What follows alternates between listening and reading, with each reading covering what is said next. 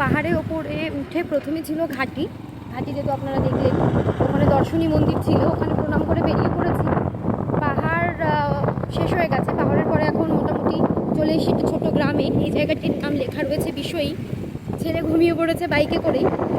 আর আপনাদের একটু আশপাশটা দেখাই। এই জায়গাটির নাম বিষয়ী, তবে এটি আমাদের ডেস্টিনেশন নয়, আমরা যাব এরপরে।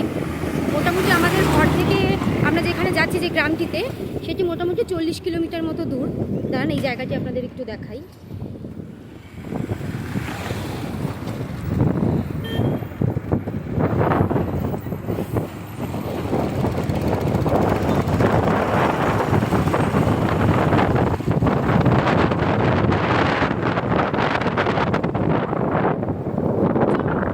এরপরে যে গ্রামটি বা যে জায়গাটি আসবে সেটিও আপনাদের সঙ্গে শেয়ার করব।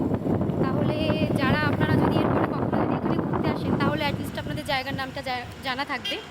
চলুন, দেখা হচ্ছে আবার অন্য কোনো ভিডিওতে।